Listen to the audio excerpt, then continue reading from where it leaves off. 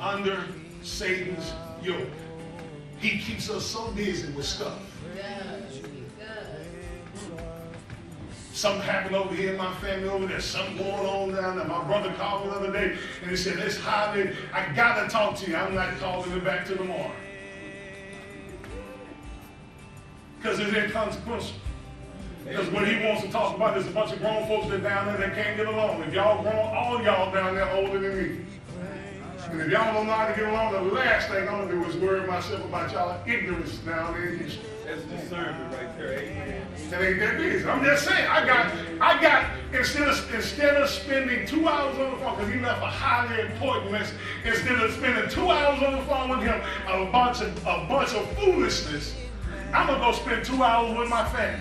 Amen. Amen. Instead of spending 2 hours with somebody about a bunch of foolishness, how about we just spend a little time in the Word today, amen? Amen. Because if I call him and tell him to open his book, he ain't gonna want to hear that. So I'm gonna call him on my time. Monday morning is my time. And Monday morning is my Sunday morning, like if y'all didn't know. Monday morning is my Sunday morning, so I call him. I call him this morning when I got some time. So most of us not that busy. We just act like we just that busy. And then we wonder why we struggle in our freedom because we don't know truth. And we don't know truth because we don't spend time in the Word. I'm going to say this, but I got to get behind the podium. I got to get more Biggurs. Act like everybody see me. If we spend a quarter of the time in the Word that we spend on social media,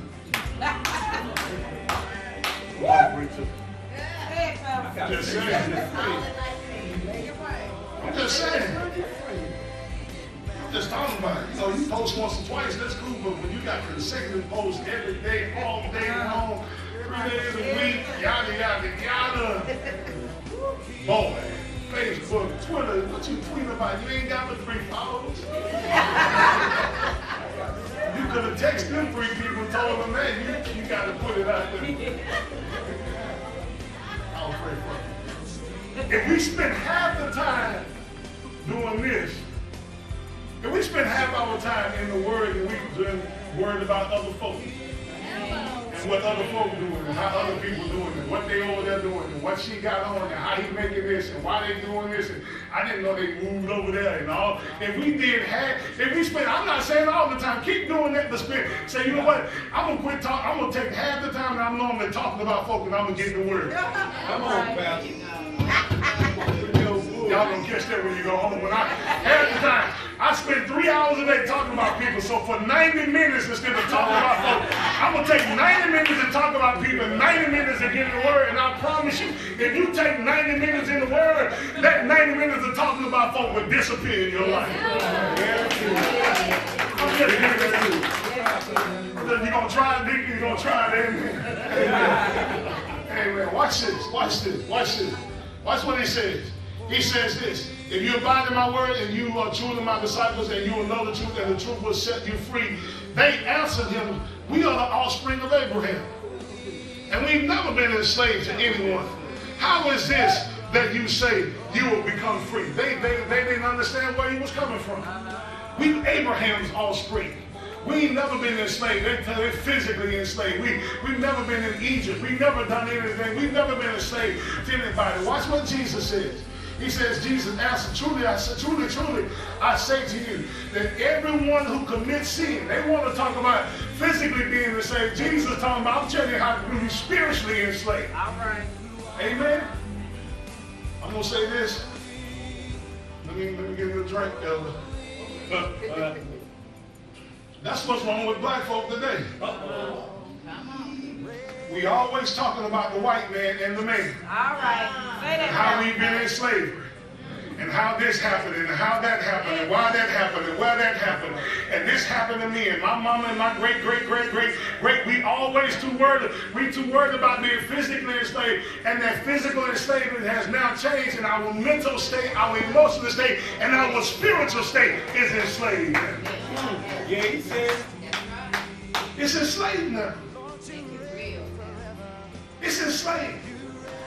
We struggle with all we go way back. neglect that, but we neglect to understand today, still right now today, we got all the religious freedom we want, all the stuff we want, and we still a slave to sin. Still. Watch what he said. They went right to a physical enslavement. Jesus said, I'm not even worried about no physical enslavement. I'm not talking about no physical enslavement. I'm talking about he that commits sin. If you commit sin, living in sin, practicing sin, you're a slave to sin. Watch this. He says this. They answered and said, we're the offspring of Abraham and never enslaved anyone. How is this you say that we become free? Why are we going to become free when we ain't never been enslaved? Jesus said, you're missing the whole point. He says, and Jesus answered, verse number 34, truly, truly, I say unto you, everyone who commits sin is a slave to it. Slave to sin. The slave does not remain in the house forever.